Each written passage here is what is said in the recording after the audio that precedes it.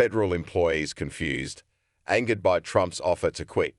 President Donald Trump's offer to most federal employees to resign now and be paid through September stunned the workers who received it, angering some, confusing many, and raising questions about whether the offer is even legal. When a U.S. Department of Agriculture staffer based in Mississippi received the deferred resignation offer on Tuesday, they read through it, laughing because it was just nonsensical, and then deleted it.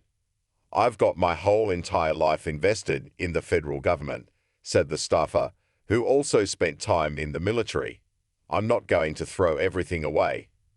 Across the United States, multiple federal workers who spoke with CNN said they weren't willing to sacrifice benefits beyond their salaries, including health and retirement benefits and student loan forgiveness, not to mention careers.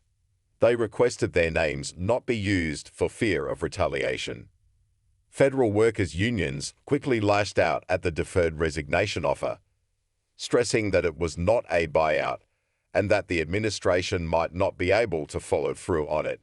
Employees should not take the program at face value, the American Federation of Government Employees, the largest federal workforce union, told members about the offer in an FAQ on Wednesday. The communications from the Office of Personnel Management are riddled with inconsistencies and uncertainties. It is also unclear whether OPM has the legal authority to support the program or its alleged benefits, and the eligibility criteria are vague. The union warned that the offer contains no guarantees that employees whose resignations are accepted will receive the benefits that the program purports to offer, and it noted that the federal government is only funded through mid-March, so the Trump administration cannot make payment promises beyond then until Congress passes a spending bill. The backlash prompted the Trump administration to send another email to employees on Friday, this time coming from their individual agencies. It reinforced, in underlined text, that the offer is valid, lawful, and will be honored by the respective departments. Also, those who accept the offer will not be subject to a reduction in force or other premature separation, will not be expected to work during the roughly 8-month period, with rare exceptions, and can take a non-governmental job during that time. Trump's Deputy Chief of Staff for Policy Stephen Miller said, without evidence, that a significant number of federal workers have accepted the buyout offer during a gaggle with reporters at the White House Friday. But workers CNN interviewed are not jumping at the chance to jump ship.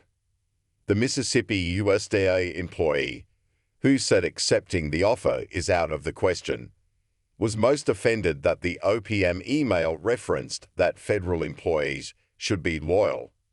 "When I raised my right hand way back a long time ago, I swore to defend the Constitution," they told CNN.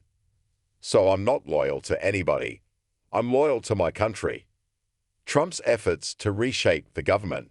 The OPM email, which contained the subject line "fork in the road," had many similarities to an email that X, then called Twitter, sent to its employees days after Elon Musk took over the company. Musk now leads Trump's Department of Government Efficiency, which has been tasked with shrinking the federal workforce as one of its mandates.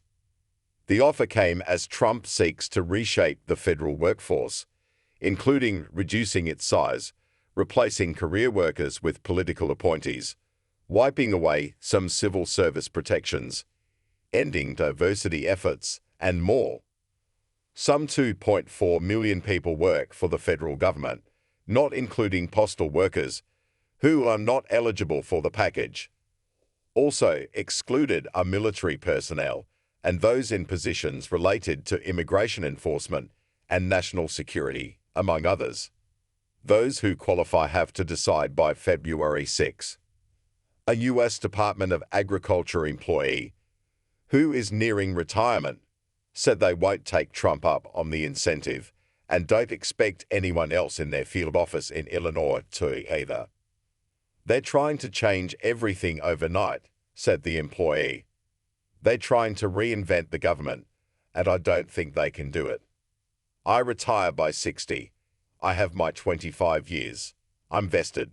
I'm not going anywhere, they continued. Trump's administration is also seeking to crack down on federal employees working from home or in hybrid roles, rather than in their offices full-time. But much of the federal workforce is located outside the nation's capital, and Trump's offer was met with confusion and skepticism in many of those offices. While some workers said it was unclear from the original email if they'd have to continue working through September, an FAQ on the OPM site said that employees would not be expected to work and were encouraged to find private sector jobs. You are most welcome to stay at home and relax or to travel to your dream destination. Whatever you would like, the FAQ read. Others didn't like the ominous warning in the OPM email that if they opt to stay, we cannot give you full assurance regarding the certainty of your position or agency.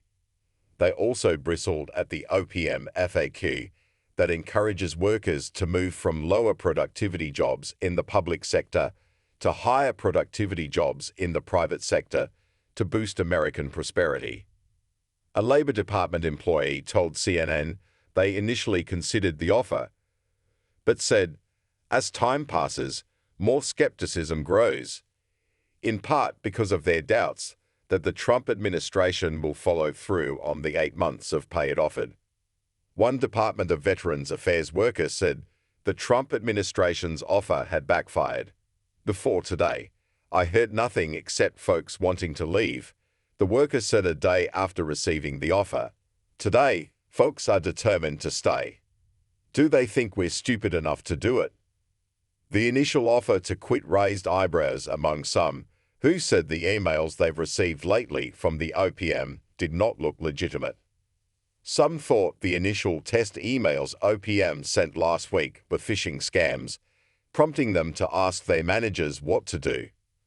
Some federal workers said Trump's changes will uproot their lives, and said the offer diminishes the value of work they believe helps Americans. One Internal Revenue Service worker told CNN that the offer angered them, although a few of their colleagues have expressed interest in it. Do they think we're stupid enough to do it? Said the staffer, who intends to stay with the federal government until retirement, which is still years away. They are going to have to fire me. The worker, who lives in the South with their spouse and young child, said they find it fulfilling to help people. I really do love it, especially when I'm on the phone with someone getting their problems sorted out, and the taxpayer is having money coming their way that they've been desperately trying to get a hold of on their own, the IRS staffer said. Some workers found the OPM email disturbing.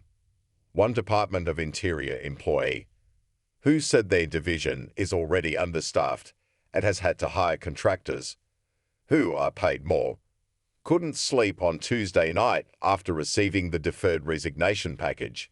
It's intimidation, it's harassment, said the worker, who lives in Oklahoma.